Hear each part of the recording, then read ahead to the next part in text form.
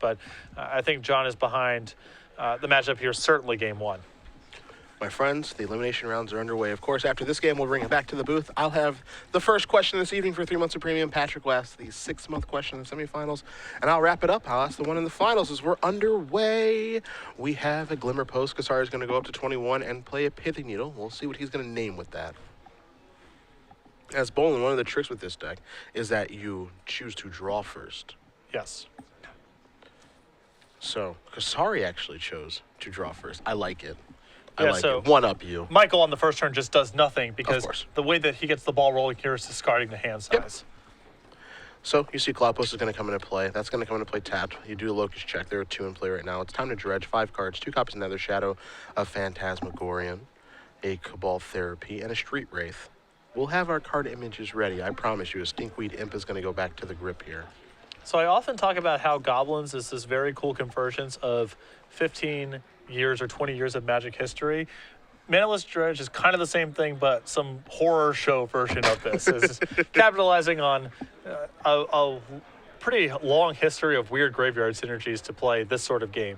There you see Stinkweed Imp is going to be discarded for the turn by Michael, so we're going to go back to Kassari. Kassari, it's just a race. We're just goldfishing here. He's going to activate top. And Kassari can actually goldfish pretty quickly. Does not, if you haven't watched 12 Posts in action, doesn't take very long for this deck to assemble either Primeval Titan, which allows it to quickly cast, actually hard cast Eldrazi creatures like Emrakul.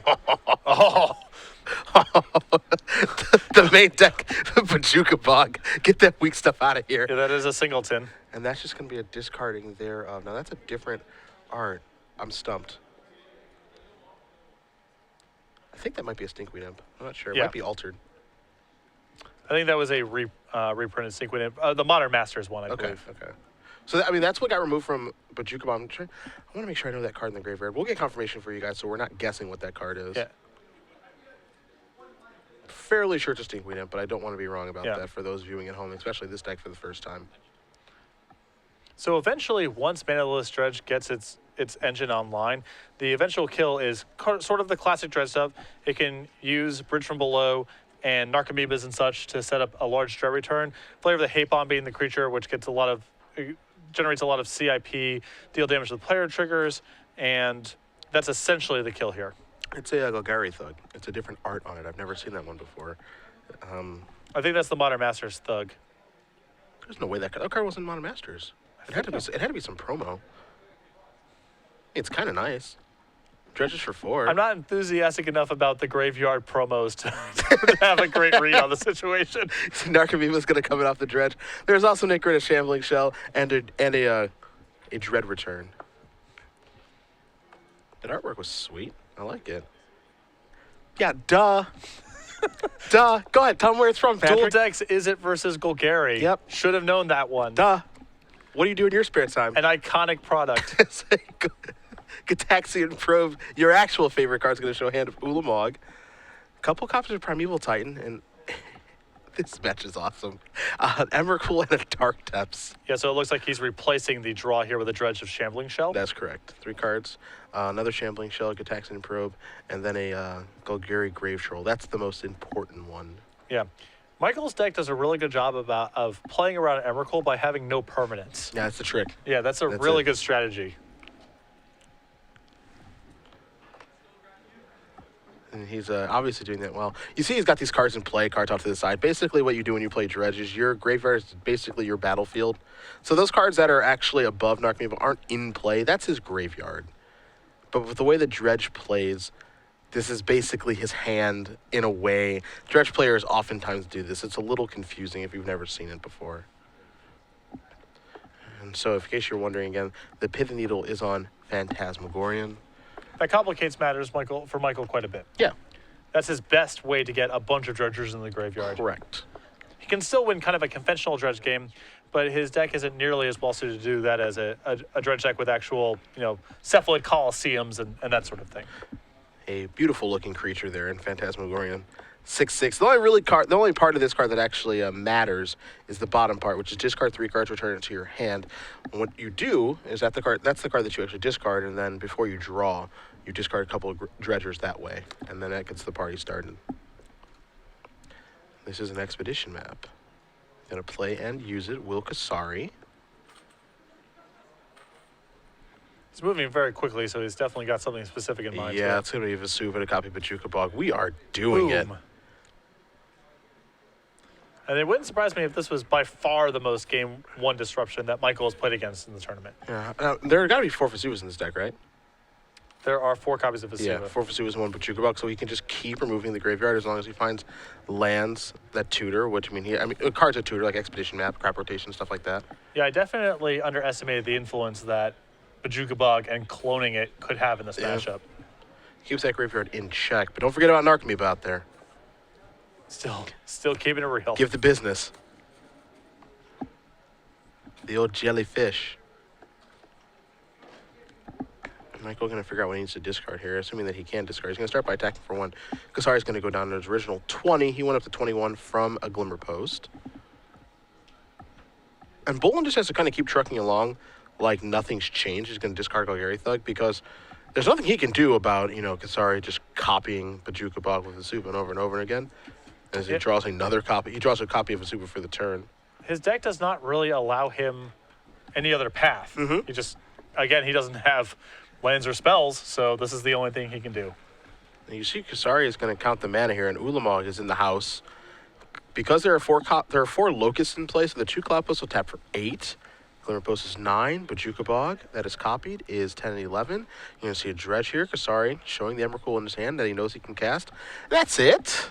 That's going to do it. Just your standard run-of-the-mill legacy match there between Mono Green Post and Manless Dredge. John Kassari does win game number 1 with Mono Green Post. He rolls up his sleeves. Bojuka Bog got the job done. Yeah, my apologies for saying that John was short on Disruption game 1 because Pithing Needle and Bojuka Bog were both haymakers in those games. Playing a role. Definitely playing a role. So we're going to bring it back to the booth here for you guys. It is trivia time. Patrick, you are my rules explainer. I'll fire away the first question, okay? All right, Cedric's going to ask you a trivia question. You will tweet your answer at SCG Live, hashtag SCG Premium. Of the correct answers, one will be selected at random, and that person will receive 3 free months of Star City Games Premium and content. It is about accuracy and not speed, so don't worry about being the first one to submit, just that you submit a correct answer. I got a smile on my face about the card I'm going to ask about. Okay. So, this Manless Dredge deck by Michael Boland, there's a bunch of 4-of creatures. A bunch of them have Dredge. Now, there are 2 1-of creatures in the deck. One of them is Flayer of the Hatebound, which I could ask you about because that's hard enough. But, yeah, you see it now. He sees it. That's a good one. There's another 1-of creature in this deck. It dredges for, I believe the dredge is 3. Yeah. Okay, and I'll give you the casting cost as well, which is 3 colorless and 1 green mana. If you can name this 1-of Dredger in Michael Boland's deck, hashtag the enter, hashtag SCG Premium. Make sure you're following at SCG Live. 3 months goes to the winner at the conclusion of our quarterfinal round. Baby, that's nice. That's a nice touch. I did not know that was in there. That's a nice touch. As we're going to head over to the sideboards here, I'm going to actually take a look at Michael Boland's. Because you know what? I like this deck. Sweet. I like 4 Ashen Riders, a Sarah Avatar, 4 Mindbreak Trap, a Noxious Revival, a Sickening Shoal, and 4 copies of Surgical Extraction. I don't expect him to bring in very many cards. Yes. I don't really think that's how he's going to try to win, but those are the options that you see. Now, all kidding aside, if Kassari was playing a card like Show and Tell, and we see that a lot in the post decks, a lot of them play Show and Tell to cheat Emrakul and Primeval Titan into play, then I would board Ashen Riders. But because he's this mono green version, I don't think that Boland has any good options to bring in. Yeah, the toughest thing here is that of all the cards you can see here, they're concessions to various forms of graveyard disruption or trying to beat other combo decks. But he doesn't really have an answer to Bojuka Bog, and that's the card that John is going to be maximizing with his 1 copy, with crop rotation, and with his Vesuvas to copy it. On the other side, John Kassari, 2 Elven Grass, 4 Ley, Line of Sanctity, 2 Rest in Peace, a Sacred Ground, a Gedok, 2 Creeping Corrosions, a Glacial Chasm, a Savannah, and a Tabernacle. I'd imagine the Savannah comes in alongside the 2 copies of Rest in Peace, of course. I think Gedok you can see coming in as well, and Elephant Grass.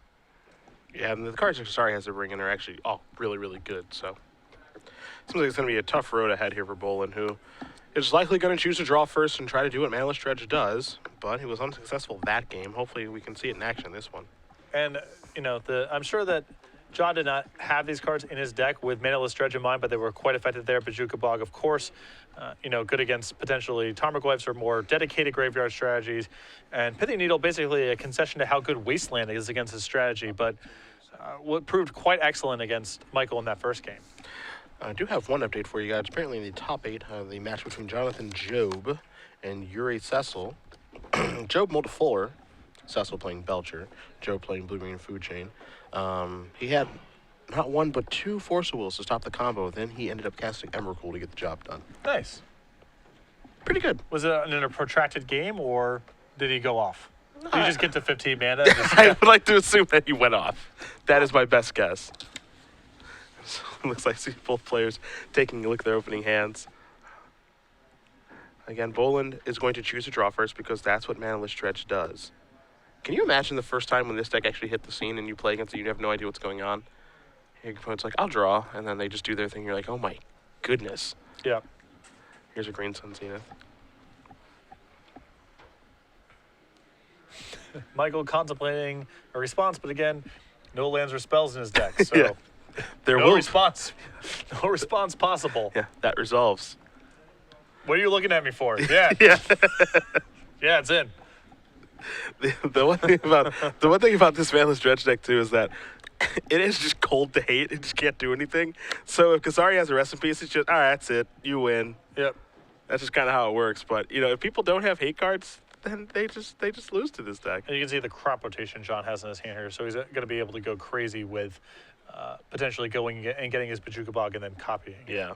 You see a Vesuva in his hand already, so he's got access to a lot of graveyard disruption in this game. And it's purely incidental. I mean, there's all cards he would play anyway and Yep. one Bajuka Bog. Yeah, and just cards that happen to be completely insane against Boland. Oh no, the Dryad Arbor looks like it wants to come in. Kassari is going to play a Glimmer Post. It's going to go up to 21. And play a top. And looks like an Expedition map, I believe, and pass the turn back. This card's got some spice on him. And keep in mind that Kassari can break up whatever Boland's doing at a moment's notice by using the green mana from Dryad Arbor and crop rotating for Bajuka Bog. So even though this looks a little risky on Kassari's part, he actually has an instant speed way of shutting it all down if it gets to that point. Yep. And he can actually control his draw step too with the top to make sure he doesn't actually draw the Bajuka Bog in accident. And the other thing too is that because he has crop rotation in his hand and just played Expedition map, what he's basically doing is saying, Boland, you got to go off right now because I can just search for Bajuka Bog and ruin your graveyard. But in reality, we know that's not actually true. So what Michael is doing right now is he's going to discard 6 cards. Anybody wondering how is he doing that? Well, Phantasmagorium says discard 3 cards to return it to your hand. But what you can do is that you can discard 3 cards, return Phantasmagorium to your hand, and then with that on the stack, because it's still in the graveyard, discard 3 cards again so you can respond to itself. So he's able to discard 6 cards, return Phantasmagorium to his hand. First one resolves, second one will resolve, because discarding 3 cards is part of the cost, and Phantasmagorium will actually end up in his hand at the end of this. Yeah. And I think Kassari may be contemplating a response now. He says, that's fine. Before you draw, I'm going to crop rotate. Yeah, and Michael knows, he moved basically all in here out of need, and Kassari had the correct response here. Yeah, he has no choice. Yeah, his hand allows him to play what he has. Yeah. He just had to shove in. And Kassari's going to go rotating. Michael knows his graveyard's gone from the Bajuka Bog. Well, it'll take 6 turns for Michael to be able to build up a hand capable of discarding again. So we'll see if John, with his Divining Top, is able to cobble something together of sufficient power to win the game in between now and then.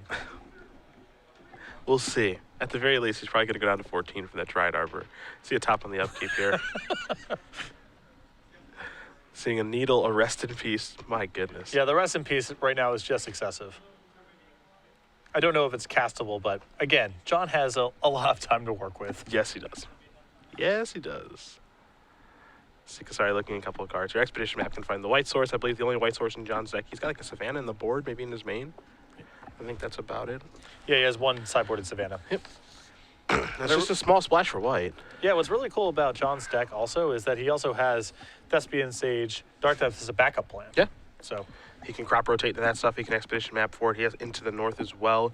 That's the Far Seek, Rampant Growth. That's cards that find snow-covered lands. A lot of the times you used Into the North to find Dark Depths, which is a snow-covered land. Sometimes Scrying Sheets.